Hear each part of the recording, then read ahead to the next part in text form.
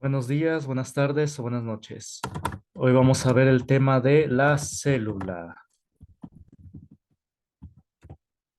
Bueno, entonces, la palabra viene del latín célula, que significa cuarto pequeño.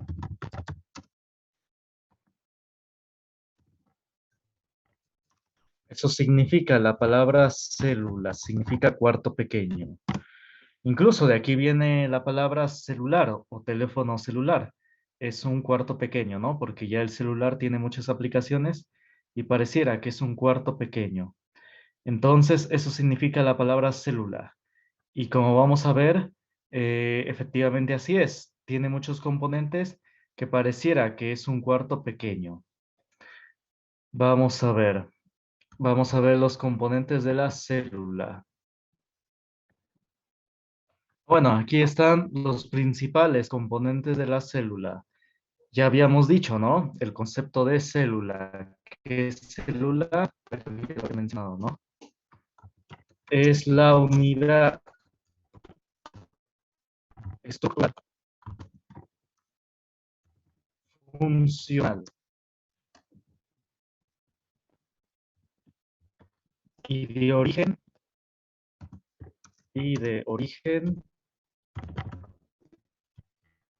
de todos los seres vivos. Todos los organismos, todos los seres vivos se componen de células. Esa es la diferencia entre seres vivos y seres no vivos. Los no vivos, como las rocas o las paredes, digamos, no tienen células. En cambio, los seres vivos todos se componen de células.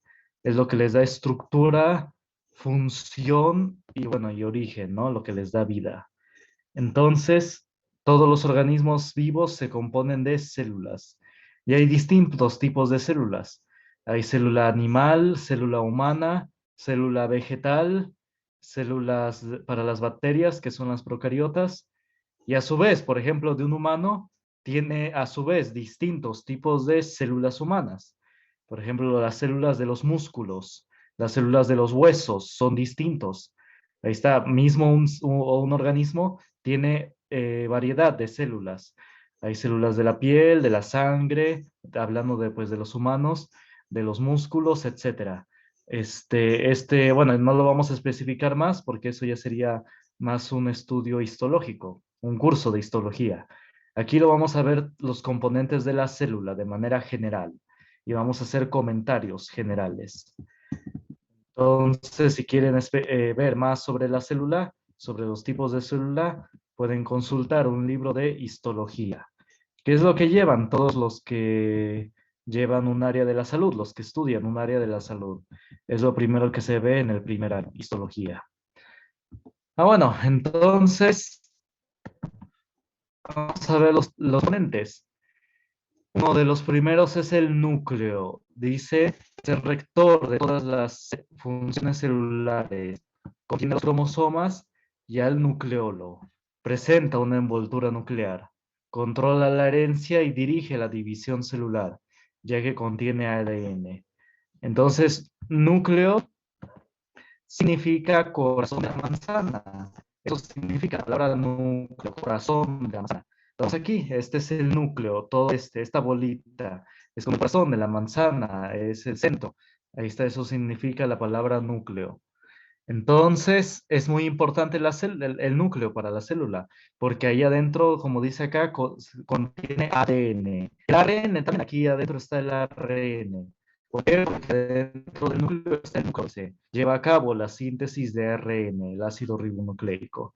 Entonces, dentro del núcleo hay ADN y ARN.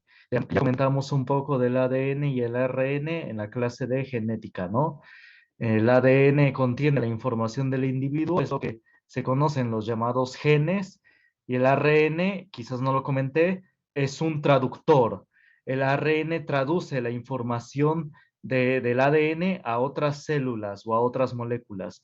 El ADN no puede proporcionar la información así nomás, sino que necesita un traductor.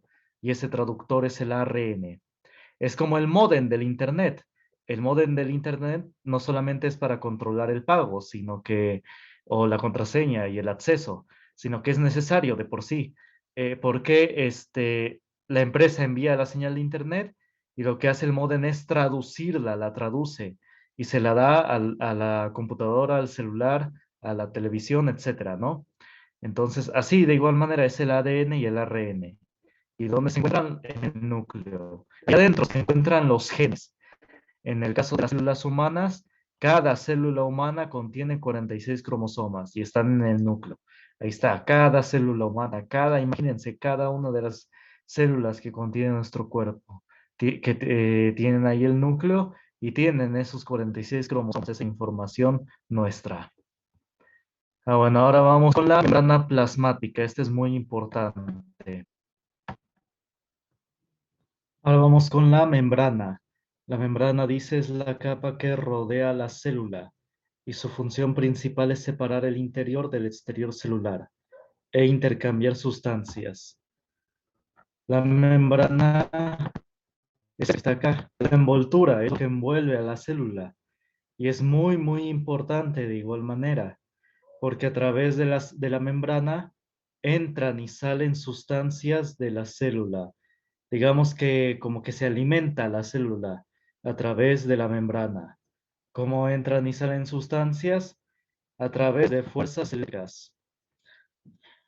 En ocasiones hay momentos donde en el interior predominan cargas positivas. Entonces, al predominar cargas positivas, atraen a las cargas negativas. O al revés, hay momentos que por adentro de la célula predominan cargas negativas y por eso atraen a las positivas del exterior. Entonces, a esto se le llama diferencias de potenciales. Lo que pasa es que las cargas se mueven en dirección de negativo a positivo siempre.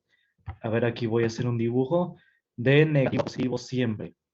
Digamos que si en el interior predomina la carga positiva, es mayoritaria y por lo tanto en el interior hay carga positiva y en el exterior carga negativa, significa que el flujo de cargas va a ser en esta dirección, de negativo a positivo. Va a haber una corriente eléctrica de afuera para adentro. Pero si al revés, en ocasiones sucede al revés, esto depende, son momentos que tiene la célula, son instantes. Si ahora adentro hay carga negativa predominante y afuera positiva, ahora saldrán sustancias de la célula, así, en esta dirección, de negativo a positivo. ¿Sí se entiende? A esto se les llama, bueno, en medicina les llaman potenciales de Nernst. En general son potenciales de membrana, potenciales de membrana. Así es como funcionan los medicamentos. Los medicamentos tienen una carga, unos medicamentos tienen carga positiva y ya cuando lo de adentro de la célula es negativo, bueno, se es atraído. O si lo de afuera, o también hay medicamentos con carga negativa y así si lo de adentro es positivo, entra el medicamento, así es el flujo de carga. Los medicamentos que son tomados, así que son ingeridos por la boca, son los que tienen carga. Y ya los medicamentos que no tienen carga, hay unos que son neutros, no tienen carga, esos son los que son inyectados, son, digamos, pues sí, inyectados en el cuerpo. Entonces, digamos que se forza que se absorba, que ese medicamento sea absorbido por el cuerpo. Entonces, así es como funciona. Estos potenciales de membrana son muy importantes. Este es un comentario adicional. Lo más importante es que entiendan, ¿no? Que a través de la membrana entran y salen sustancias. ¿Sí se entiende? Bueno, seguimos con el citoplasma. El citoplasma es el medio interno de la célula. Es decir, es todo esto interior. Es todo esto de adentro, digamos, todo lo que es amarillito, todo esto de acá, todo lo que por donde recorre el mouse, todo este espacio. Es el citoplasma, es el espacio por donde se mueven los componentes celulares. Tenemos a la mitocondria. La mitocondria dice, contiene ADN y ribosomas. Realiza la respiración celular y transforma la materia orgánica en energía, es decir, en ATP. El ATP es la molécula de energía del cuerpo. Por ejemplo, para mover la mano necesitamos, creo, 3 ATPs y mover el brazo 5 ATPs. Eso es lo que necesita nuestro cuerpo, es ATP. Es, digamos, la gasolina del cuerpo. Así es como o se obtiene energía, bueno, como quema energía. Lo hace obteniendo, bueno, quemando ATPs, usando moléculas de ATPs. ATP es la abreviación de adenosine trifosfate, es decir, adenosina de trifosfato. Entonces, se obtienen de los carbohidratos. El ATP se obtiene de los carbohidratos. El cuerpo los transforma a través del hígado, el páncreas, en glucosa y de la glucosa al ATP. Entonces, para eso es el ATP, para que el cuerpo humano tenga energía y pueda llevar a cabo sus actividades. ¿Y dónde se realiza esto? En la mitocondria, a nivel de mitocondria. La mitocondria, aquí está, es esta que parece, ahí está, este de acá, esta es la mitocondria. Luego tenemos a los ribosomas, están dentro de la mitocondria. Dice que se encarga de sintetizar proteínas, es decir, ahí se fabrican las proteínas, digamos que son la fábrica de proteínas. Después tenemos el retículo endoplasmático rugoso. Distribuye, recoge, almacena y transporta las proteínas fabricadas en los ribosomas. Realmente es increíble cómo funciona la célula, ¿no? Entonces, el sistema que distribuye estas proteínas es el retículo endoplásico rugoso.